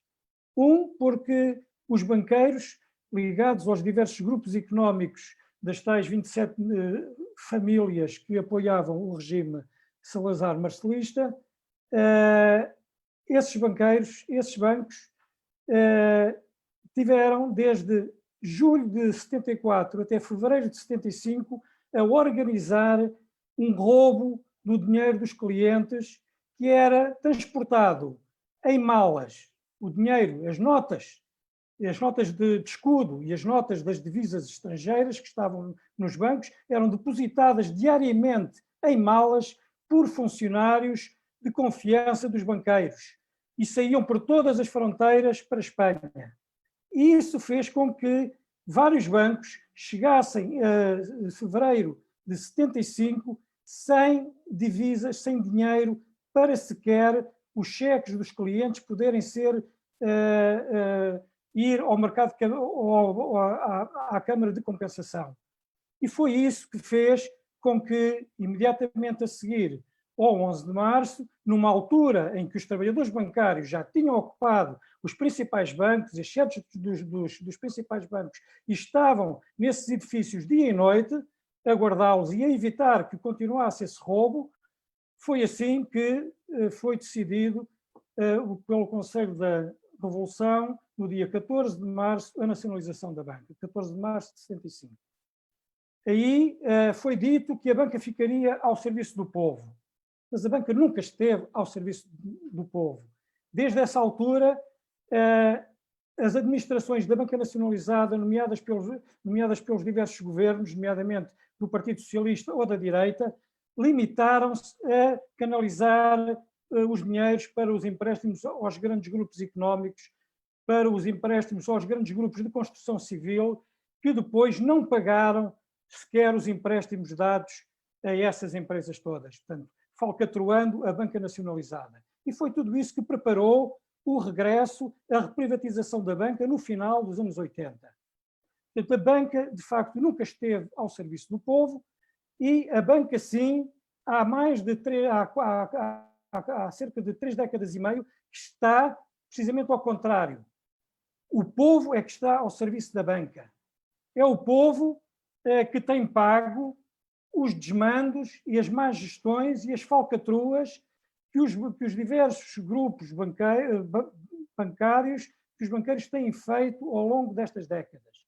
As falências dos bancos, ou melhor, os buracos nos bancos têm sido pagos com milhares de milhões de euros, calcula-se em mais de 20 mil milhões de euros só nos últimos 20 anos. Esse dinheiro que devia estar, que é tudo dinheiro público, tudo dinheiro que devia ser canalizado para os investimentos públicos, para os investimentos na saúde, no Serviço Nacional de Saúde, no ensino, nos transportes públicos, nos programas de habitação social e, fundamentalmente, também nos salários e nas pensões dos trabalhadores portugueses, foi erradamente canalizado por vários governos e vários sucessivos governos, nomeadamente estes 2 últimos governos de António Costa, um dos quais apoiado pela Geringonça, foram canalizados milhares de milhões de euros para esses buracos da banca, muitos deles buracos organizados por autênticos casos de polícia, por roubo, claro, das administrações dos bancos e que levaram a que tenha sido canalizado esse dinheiro público até agora para a banca, para esses buracos da banca. Chegamos a esta situação de crise económica que já começou em 2008, mas que agora, com esta crise da pandemia, vai ser potenciada enormemente. Já está a ser, aliás. Centenas de milhares de trabalhadores vão perder o emprego. Vai haver um agravamento substancial desta crise económica. E o que é agora, de facto, exigido que o Governo deve fazer também essa intervenção? Exige-se agora à banca que reforce, de facto, a banca pública, que haja novamente processos de renacionalização de bancos que só existem graças a esses milhares de milhões de euros que lá foram metidos. Esses bancos devem ser renacionalizados e um forte setor da banca pública deve ser o setor que deve ir apoiar o relançamento da economia nacional, que deve ser canalizados os investimentos para a criação de emprego em indústrias estatais não poluentes e orientadas para as necessidades, nomeadamente do Serviço Nacional de Saúde, para a garantia de bens e produtos essenciais à vida das populações, para garantir o emprego e o salário dos milhares, das centenas de milhares que vão ficar sem emprego agora, para garantir também o apoio às pequenas e médias empresas. Só assim se poderá evitar uma catástrofe social que se avizinha, e é por isso que é necessário que a banca fique, de facto, ao serviço da vida e não ao serviço dos lucros. É por isso que é necessário, e novamente torna atualidade, a necessidade de um novo 25 de Abril. Obrigado.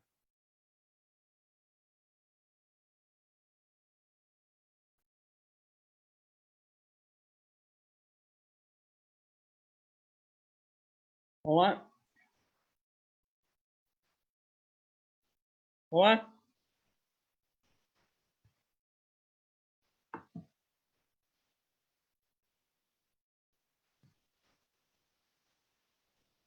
Tá?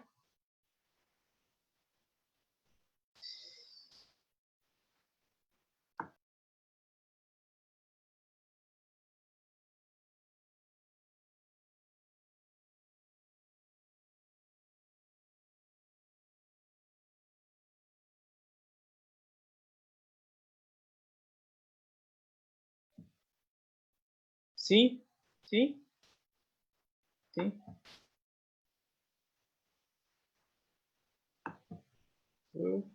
Escuta-se, sim. Sim. Eu também pertenço ao grupo que assistiu ao 25 de Abril.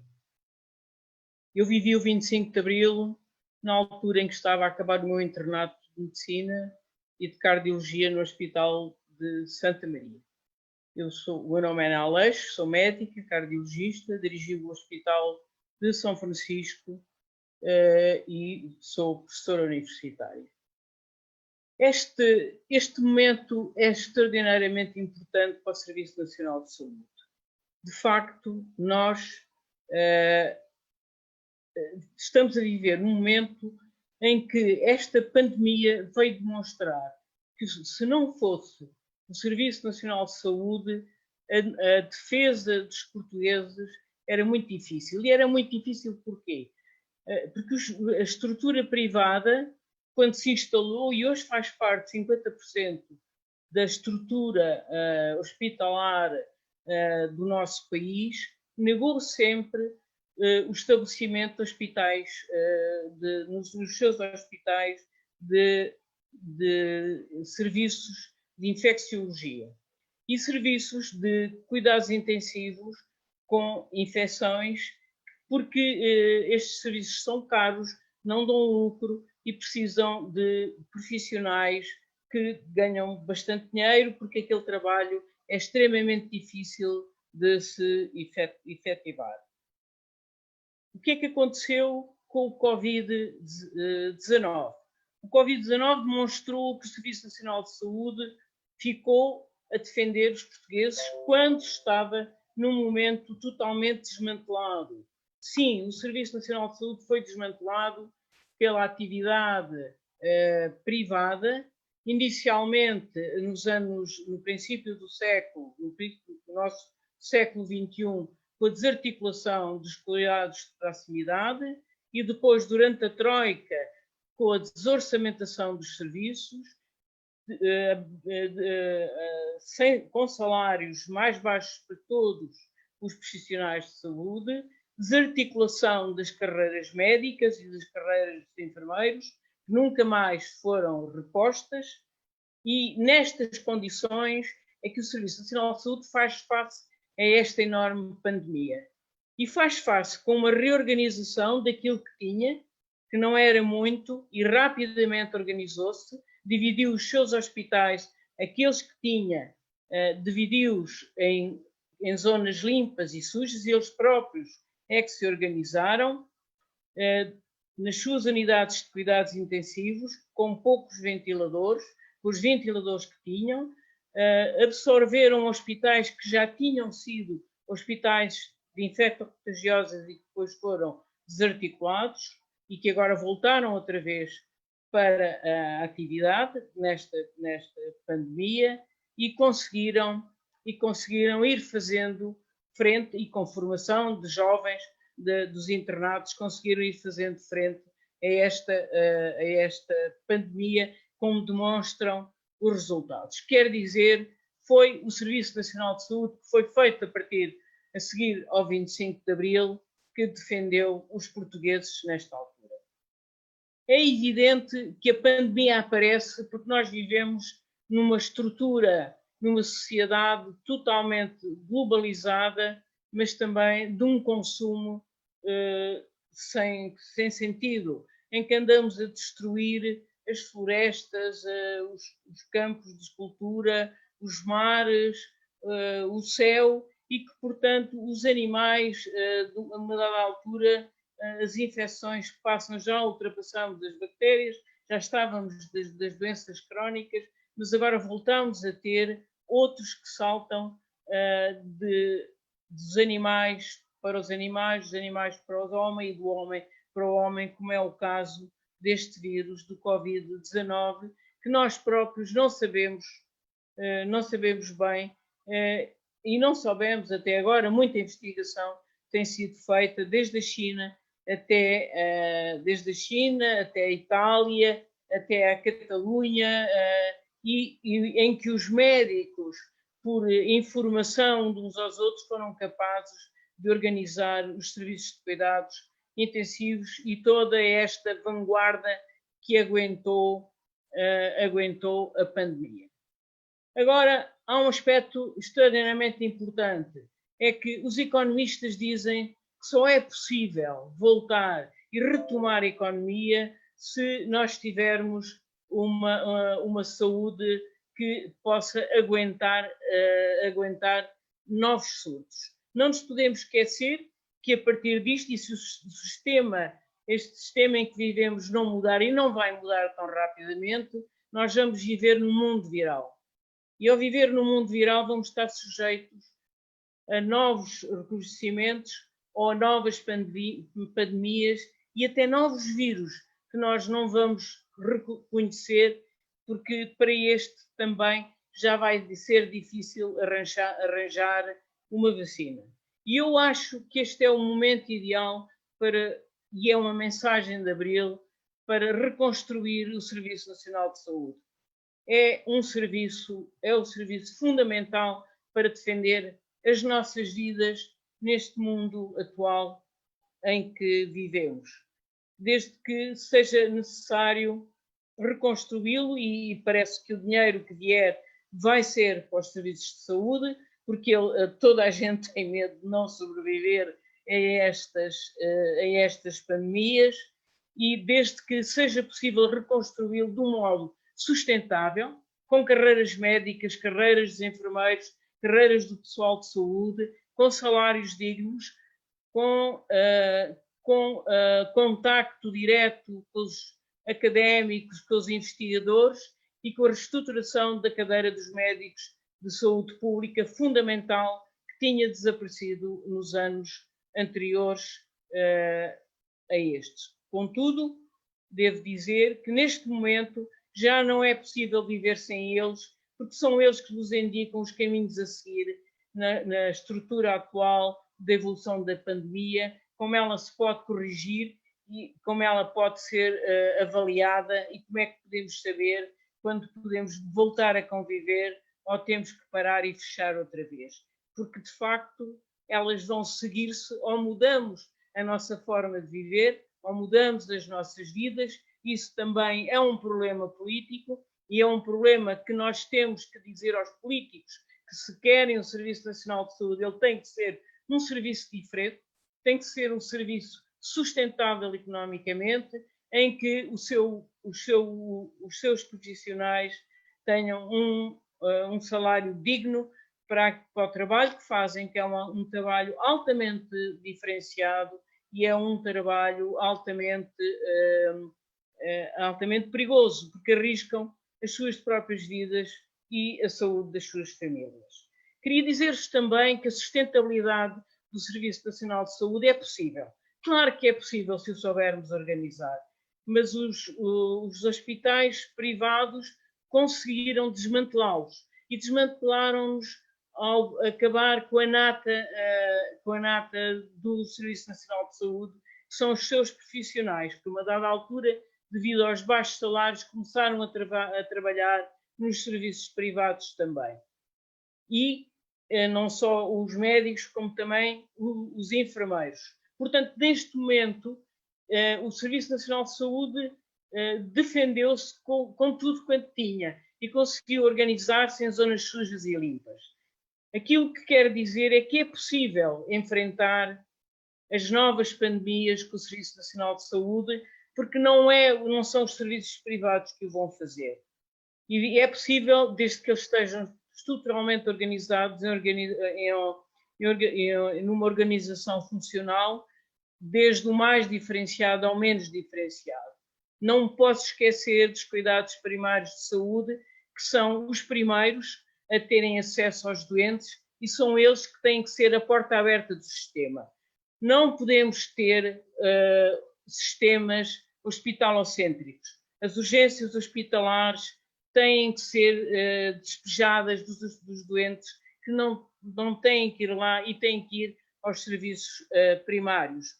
Os centros de saúde têm que estar apetrechados e eles foram destruídos logo na primeira década dos anos do século XXI, ainda no tempo do governo Sócrates, e, de facto, acabaram os cuidados primários, foram reduzidos os médicos e foram reduzidos também os apoios aos cuidados domiciliários. E esta redução verificou-se agora. De facto, aquilo que o Covid mostrou é que os nossos idosos, os mais frágeis e os mais pobres, contribuíram para quase 50% das mortes desta pandemia. Portanto, fica aqui uma palavra de esperança. É uma palavra própria do dia 25 de Abril. É possível ser sustentável.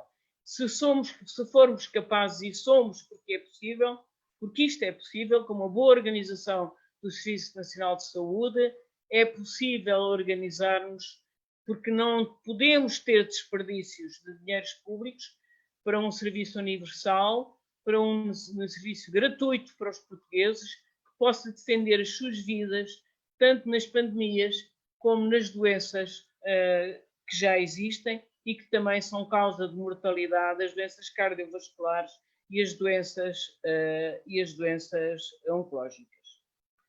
Penso que esta mensagem é importante neste momento. Muito obrigada. Olá a todos, espero que me estejam a ouvir. Conseguem-me ouvir? Sim? Olá a todos, a quem está no debate, e tenho muito prazer em estar aqui com todos vós, e a quem está lá em casa a ouvir-nos. Bom, eu tenho 7 minutos, mas em que é que eu me posso dizer em 7 minutos? Que aquilo que nós acabámos de ouvir é, para mim, que estudo relações laborais há muitos anos e gosto que o meu trabalho tenha este envolvimento cívico e organizativo junto de quem trabalha, para mim é um espelho do país que temos. Ele é um país que, do ponto de vista do trabalho organizado, tem pessoas absolutamente excepcionais, que na hora das crises e mesmo fora delas, em situações laborais terríveis, conseguem ter uma estratégia para o país, conseguem pensar o país, conseguem analisar os seus problemas e conseguem fazer propostas. E estas pessoas não são ouvidas, não são chamadas, elas não gerem democraticamente o país nem os seus locais de trabalho, elas são chamadas permanentemente a obedecer a um grupo de políticos que supostamente têm um saber técnico, político, que pode gerir melhor 10 milhões de pessoas. Bom, o que nós assistimos aqui neste debate numa hora é que há mais ideias nos trabalhadores organizados numa hora do que em 2 meses de governo. E isto tem que nos fazer pensar na imensa crise de representação que se vive no Ocidente entre representantes e representados. Vejam bem, o que o representante da Ground Force disse é que o layoff é um erro, claro que é um erro, porque o layoff é uma medida de um Estado completamente irresponsável, que tem a ousadia de ir às pensões e às reformas das pessoas para pagar empresas privadas, muitas das quais têm poupanças, têm lucros, estão a distribuir ou vão distribuir no ano que vem dividendos, ou vão despedir daqui a 6 meses, ou já despediram. Porque para mim é completamente irrelevante se um trabalhador não passa a ser despedido ou dispensado porque ele não tem um contrato sem termo. Para mim um trabalhador é um ser humano que trabalha. Se ele deixa de viver do seu trabalho, ele foi despedido, independentemente do contrato. Portanto, nós temos N empresas em layoff. Isto é a ideia maravilhosa que o Estado colocou em cima da mesa. Enquanto que vem um trabalhador da Ground Force e diz não, a TAP tem que ser nacionalizada, mas tem que ser nacionalizada sob controle dos trabalhadores para não ser o mesmo fartar-vilanagem que foi na gestão pública anterior, e não é só nacionalizar a TAP, é também renacionalizar aquilo que é hoje propriedade da Altice, porque neste momento, senão nós vamos estar a pagar dos nossos impostos que deviam ir para pagar médicos e enfermeiros, para a TAP ter os aviões parados para a Altice. Tudo isto em território nacional, numa empresa construída com o trabalho aqui pelos trabalhadores que estão aqui. Viu-se o caso do Serviço Nacional de Saúde, as propostas aqui apresentadas pela doutora Ana Aleixo deixam claro uma visão de Serviço Nacional de Saúde. Qual foi a visão do governo? Contratar enfermeiros a 6,5€ à hora e há um ano atrás dizer que os enfermeiros que queriam ter um salário mínimo, porque o salário neste momento em vigor nem mínimo é, porque não paga todas as despesas de quem vive numa cidade, foram acusados de andar a matar pessoas. Nós assistimos nestes últimos 2 meses a algo que só uma profunda crise sindical pode justificar que não tenha tido uma reação massiva. Os profissionais de saúde foram mandados para a linha da frente no combate a um vírus como kamikazes, sem proteção. Alguns deles ou já morreram ou podem vir a morrer por causa da sua exposição ao vírus e a uma carga viral mais intensa do que noutros casos. Portanto, nós assistimos a uma coisa, em França e em Espanha, os sindicatos estão a levar o Estado francês e espanhol à barra do tribunal, acusando-os de homicídio por negligência. Nós temos um governo que ousa colocar em cima da mesa a questão mais grave que foi colocada até agora depois da suspensão do direito à greve, que é a vigilância por telemóvel das pessoas, mas não tem máscaras descartáveis. Isto é o governo que nós temos. E depois temos aqui um operário da Auto Europa a dizer isto não é possível. Nós não podemos ter uma produção voltada para produzir carros, armas e outras ou inutilidades ou brutalidades ou coisas que já ninguém precisa a mais e depois não produzimos máscaras. Ou seja, não há uma visão estratégica de país por parte deste governo. Nós estamos há 2 meses e meio a mandar os trabalhadores, muitos deles essenciais e não essenciais, não interessa, porque houve aqui, como foi bem explicado, a opção foi uma opção económica, nunca foi uma opção de saúde pública, a mandar os trabalhadores apinhados para transportes públicos e os trabalhadores dos transportes públicos trabalhar. 2 meses e meio, durante 2 meses, 2,5 milhões de pessoas trabalharam nestas condições. Quem são metade dos mortos em Portugal? Idosos em lares confinados. Isto diz muito sobre a total incapacidade do governo de dar resposta. Ora, nós temos 1 milhão de idosos pobres em Portugal e temos, descobriu-se agora, milhares de idosos em lares sem condições, alguns dos quais até ilegais, que não souberam proteger as pessoas mais frágeis e que mais nos deram, porque é isso que significa ser idoso. Ser idoso não significa ser pesado, significa que são aqueles para os quais nós temos mais dívidas, porque foi os que mais já trabalharam para nos deixar coisas. Portanto, esta é a situação que nós temos. Aliás, vejam a incapacidade do governo, quando nós temos trabalhadores que me escreveram a mim de lares, a dizer que estupidez é esta do governo proibir as visitas de familiares, alguns deles quase a morrer, e portanto é uma visita de afeto, isso é uma discussão da biopolítica que a gente tem que fazer, que é estas medidas de confinamento extremas são profundamente desumanas e não melhoram a saúde pública de ninguém, mas não houve nenhuma medida de proteção dos trabalhadores que trabalhavam em lares. Vejam bem, foi proibido visitar os familiares, mas não houve nenhuma medida para proteger enfermeiros, médicos e outros trabalhadores dos lares que acabaram por infectar os idosos. Portanto, eu acho que esta gestão destes 2 meses, pese embora ao óbvio unanimismo político que tem aparecido por parte dos partidos políticos, todos à volta de uma espécie de chefe supremo, 2 chefes supremos, António Costa e Marcelo Rebelo de Sousa, a defender as medidas extraordinárias que foram tomadas, pese embora este absurdo, eu creio que a maioria da população foi confrontada durante o confinamento, teve tempo para pensar, para se olhar ao espelho e perceber o país onde vive e perceber que nós não podemos continuar a viver com este grau de desprezo pelo mundo do trabalho e com esta incompetência política e de gestores intermédios que levou o Estado a situações ou de semi-paralisação ou de total paralisação e incapacidade de resposta. Eu só queria deixar uma última nota, imagino que o meu tempo já deve estar a terminar. Nós caminhamos para uma situação de crise total, que nós chamamos em história. Nós caminhamos para uma situação de crise económica. Nós estamos numa situação de crise económica em que a resposta das grandes corporações vai ser destruição massiva de capital, imobilização de capital. Isto significa o quê? Desemprego a níveis históricos que em Portugal vai chegar aos 25%. Desta vez não vai haver imigração, porque a crise é mundial e está em todos os países. A Alemanha não vai, a Inglaterra não vai absorver a força de trabalho portuguesa. Caminhamos para uma situação de grandes conflitos sociais em que os trabalhadores portugueses organizados são chamados a ter um papel, e eu penso que têm a obrigação de ter um papel acima mesmo dos seus próprios sindicatos. Têm que começar a dar uma resposta não só sobre o SNS, não só sobre o Porto de Lisboa, não só sobre a TAP, mas uma resposta sobre o país que querem. Porque se nós não trazemos para a frente do país os setores mais organizados, mais conscientes e mais politizados, nós caminhamos de facto para um precipício em que a vida vai ficar intolerável, não só para os trabalhadores no ativo, mas para setores médios, mas para pequenos empresários. Toda a gente vai ser levada neste remoinho, porque efetivamente a maior crise que nós temos, e isso para mim ficou absolutamente claro, porque nós não estamos em guerra, nós temos a maior capacidade produtiva de sempre da história da humanidade, portanto nós produzimos o que queremos, como queremos, basta haver vontade política, não há propriedade destruída.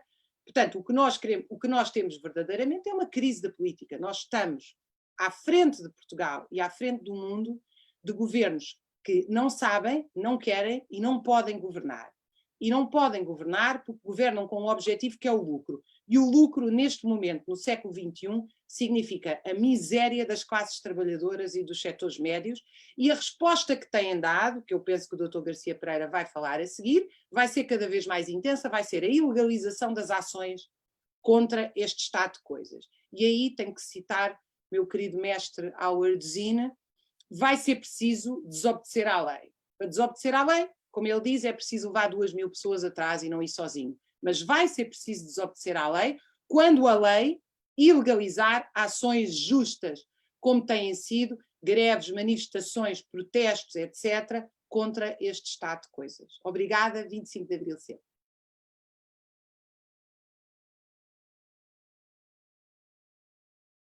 Muito boa tarde a todos. o meu nome é António Garcia Pereira, sou advogado e professor universitário.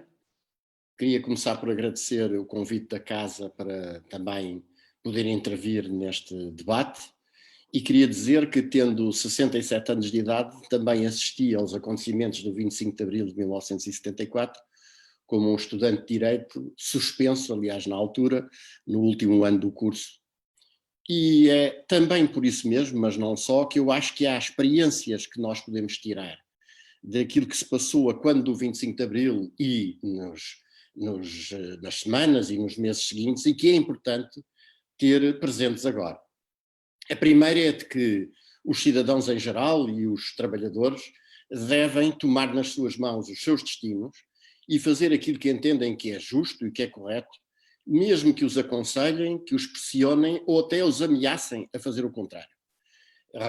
Eu acho que é importante recordar que foi precisamente esse incumprimento das primeiras conselhos e recomendações do MFA nos seus comunicados da madrugada do 25 de abril, dizendo às pessoas para ficarem em casa e dizendo confiar no espírito cívico dos elementos das forças policiais e da própria PIDE, e foi o incumprimento disso com o irrompimento da generalidade das pessoas no terreno, vindo para a rua, que desde logo virou o decurso dos acontecimentos militares. Só foi possível a vitória daquele golpe, que era a partir de um golpe ditado por razões essencialmente corporativas, independentemente da generosidade pessoal de alguns dos seus membros. O que estava ali, sobretudo, era uma inquietação e uma preocupação dos militares do quadro com o facto de haver um número cada vez maior de oficiais milicianos, que eram, de uma forma geral, os estudantes universitários expulsos do ensino e lançados para a guerra colonial, e foi a presença em massa das pessoas na rua que virou, de facto, os acontecimentos e permitiu o derrubo do regime fascista, como permitiu e como impôs a ocupação da PIDE, Polícia Política do Regime, que espantosamente foi o único objetivo militar que não foi ocupado no 25 de abril, e que forçou a prisão dos PIDES, e que, designadamente junto das prisões de Caxias e de Peniche, impôs a libertação de todos os presos políticos quando as autoridades saídas do golpe pretendiam na altura apenas libertar parte deles. E, portanto, esta vinda das pessoas para a rua foi o que de facto transformou aquilo que era um golpe militar numa movimentação popular de grande dimensão. Segunda lição que eu acho que se pode retirar é que fazer modificações fundamentais na sociedade e procurar construir um mundo solidário, mais justo, sem exploração nem opressão, não pode ser deixar a estrutura do Estado tal como ela está e apenas substituir os seus titulares. O movimento em que era o povo a ocupar as terras dos latifundiários e entregá-las a quem as trabalhava, a ocupar as casas vazias, a constituir comissões e coletivos de moradores, de trabalhadores, a discutir e a decidir em conjunto, este movimento acabou por ser desviado, digamos, do seu objetivo de construir uma sociedade completamente nova, exatamente por aqueles que fizeram crer, na altura, que não era necessário continuar por esse caminho, mas, pelo contrário, simplesmente tirar dos postos do aparelho de Estado aqueles que vinham de antes do 25 de abril e colocar lá uns novos titulares de cravo ao peito, inclusivamente alguns fascistas retintos que se reconverteram no próprio dia 25 de abril. E aqui a organização dos cidadãos, e em particular dos trabalhadores, parece-me que é uma questão absolutamente fundamental, porque, como nós estamos a ver agora, a criação de redes, a criação de ligações, a criação de comissões, a criação de sindicatos verdadeiramente combativos e, mais do que isso, a verdadeira criação de representações políticas que estejam de acordo com os interesses daqueles que dizem representar. Não é como partidos políticos que se dizem de esquerda, mas que chegam ao Parlamento e votam a favor ou se abstêm perante medidas como o estado de emergência, que os trabalhadores portugueses podem contar. E, portanto, o problema da organização, desde o nível mais básico, ao nível sindical e de comissões de trabalhadores, de cidadãos em geral, até à representação política, é outra das questões que está aqui, na primeira linha das lições que nós devemos ir buscar à experiência histórica. O decretamento do estado de emergência todos percebemos neste momento que não era, mesmo do ponto de vista estritamente jurídico ou formal, necessário para a tomada de medidas de combate à pandemia. Aliás, espantosamente, é o próprio António Costa que ontem o declarou, dizendo que a declaração do estado de calamidade nacional permitia tomar uma série de medidas, desde os cercos sanitários, a imposição do distanciamento e do confinamento geográfico, etc. Então, por que é que se aprovou, e esta é uma pergunta que ninguém faz, nem ao Presidente da República, nem ao Primeiro-Ministro, por que é que precisamente se aprovou o estado de emergência?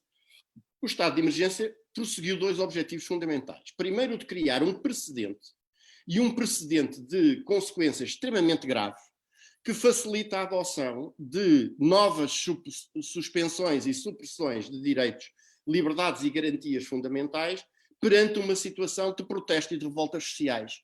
Toda a gente percebe que se reedita uma situação como aquela que se viveu em Portugal, a quando, por exemplo, das medidas políticas, sociais e laborais da Troika, um estado de emergência decretado de novo, apanhando o balanço deste, dá muito jeito a um governo anti-operário e antipopular. E, por outro lado, o objetivo de, mostrando aliás muito bem a sua natureza de classe, liquidar, acima de tudo, os direitos dos trabalhadores e, sobretudo, os direitos coletivos dos trabalhadores, com o direito à greve à cabeça.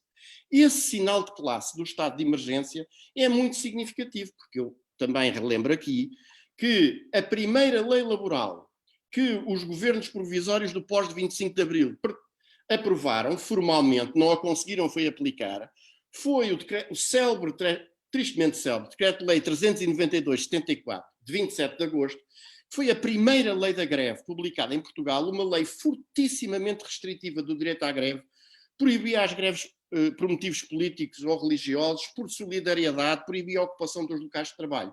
E a segunda lei laboral, também não os esqueçamos, é a lei da requisição civil, em novembro desse ano de 74, o Decreto-Lei 637/74, que ainda hoje é tirado para cima dos trabalhadores. Ora, nesta situação, eu julgo que há um conjunto de tarefas que se impõem aos democratas e aos verdadeiros lutadores pela liberdade e a democracia. A primeira delas é a denúncia do que é e o combate ao estado de emergência. A exigência da sua revogação, da sua não renovação, contra todas as formas de censura unanimista, que é um problema também que nós estamos a viver hoje. Hoje não temos coronéis estúpidos da censura a cortar com um lápis azul as opiniões ou os factos que não interessam, mas como todos nós nos temos apercebido, só passam nos grandes órgãos de comunicação de massa, de uma forma geral, as posições correspondentes ao unanimismo social que se impôs em nome de que vozes críticas não têm direito à palavra neste momento, porque isso poria em causa esta nova forma de união nacional. A oposição a todas as medidas que vêm aí inutilizadoras dos direitos fundamentais dos cidadãos. Eu peço desculpa, estou-me a alongar um bocadinho, mas queria só chamar a atenção. Neste momento há 1.300.000 trabalhadores em layoff. Vão ser muito mais quando isto chegar ao fim. A grande parte deles, obviamente, vai permanecer no desemprego no fim disto. Prevê-se neste momento 800.000 desempregados oficiais. Ninguém fala nos não oficiais, designadamente os chamados inativos, que não constam das estatísticas oficiais, e naquela multidão de trabalhadores por conta de outrem, trabalhadores ditos independentes, até inclusivamente microempresários, que integram o chamado trabalho informal ou atípico, que representa 25% do PIB em Portugal e que está completamente fora das estatísticas oficiais. Toda essa gente vai enfrentar uma situação de fome e de miséria gravíssima. E o que nós estamos a assistir neste momento é a preparação de instrumentos jurídicos e ideológicos justificadores do abandono dessas pessoas. Eu, como já excedi o tempo, vou apenas referir um último ponto, que é o ponto das posições que se começam a desenhar relativamente aos cidadãos mais velhos. Já bem basta o abandono a que eles foram votados nos lares. Nós temos 100.000 idosos, somos o 5º país mais idoso do mundo e temos 100.000 idosos, pelo menos, nos lares legais do país. E, portanto, já bem basta a ausência de testes, a ausência de equipamentos de proteção, a ausência de medidas que, durante uma parte muito significativa do tempo até agora, decorreu. Agora começa-se a falar que os cidadãos com mais de 70 anos podem ser objeto de uma espécie de confinamento definitivo, como se estivessem aqui a ressuscitar as velhas concepções nazis de que os velhos, os toxicodependentes, os doentes, os mais vulneráveis, são gente que está mais na sociedade, que representam um peso que as exigências da economia capitalista não podem suportar e, portanto, é bom que sejam eliminados. Portanto, nós temos um combate violentíssimo pela frente e eu diria que é a organização de todos os cidadãos, a todos os níveis e por todas as formas, que é a grande arma que a gente tem neste momento para combater aquilo que é a pandemia social e política que aí vem. Muito obrigado.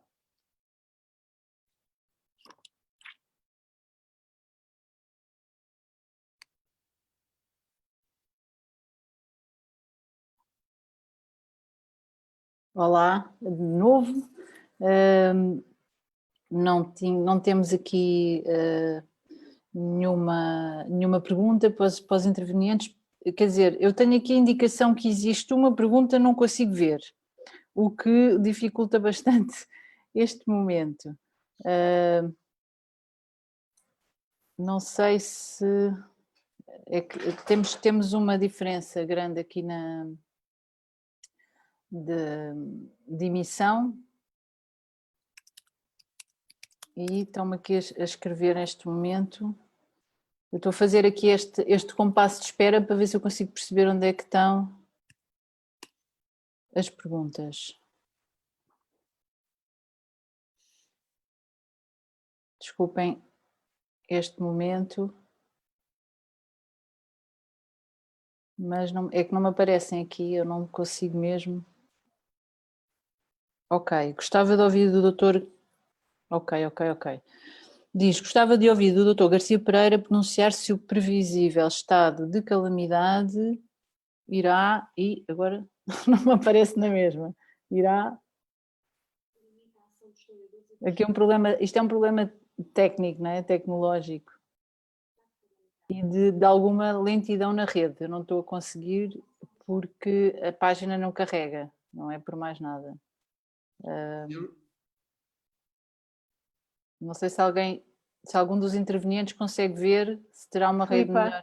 Sim. Eu estou a ver as perguntas, posso... Então lê. Pronto. Tem aqui, Carlos Serra pergunta, o estado de calamidade limita a ação dos trabalhadores e dos sindicatos? Exato. E também... António Júlio gostava de ouvir o Dr. Garcia Pereira pronunciar-se se o previsível estado de calamidade... É a mesma pergunta, desculpa. Ok. António. Posso? Sim, senhora, muito bem. Pronto. O que eu direi é que o estado de calamidade, tal como ele está previsto na Lei da Proteção Civil, não permite limitações de direitos fundamentais, designadamente como o direito à greve. E é precisamente por isso que ele não foi seguido inicialmente.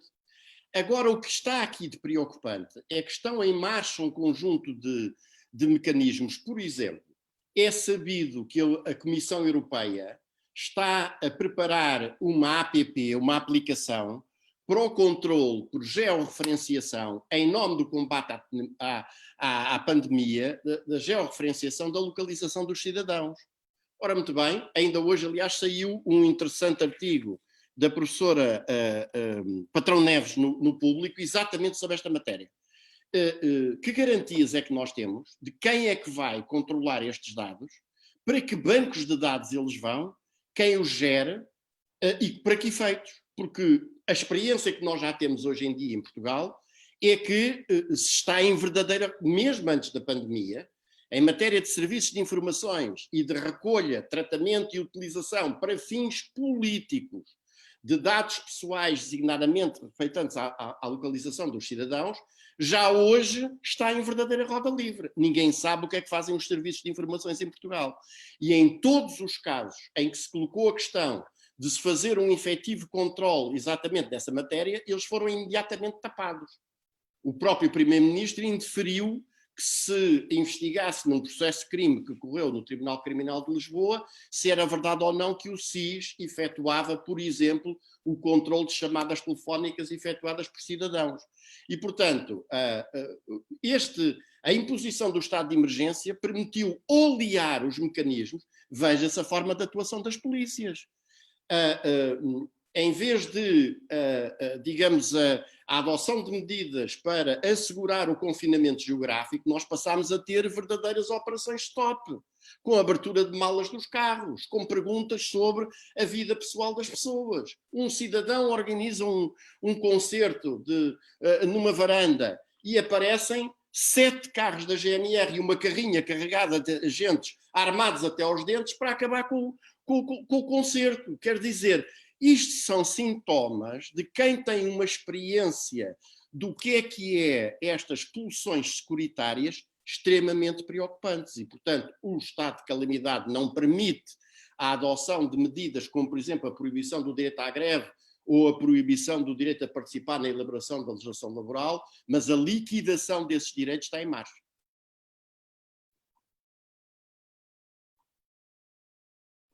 Muito obrigada. Vamos fechar aqui. Não há mais perguntas, pelo menos que eu consiga ver. Por isso nós vamos, em nome da casa, agradecer a todos os que nos estiveram a assistir e a fazer comentários e agradecer a todos os que participaram neste primeiro debate online, convidar-vos para estar presente também no próximo que divulgaremos na nossa página. Muito obrigada em nome da casa. Viva o 25 de Abril!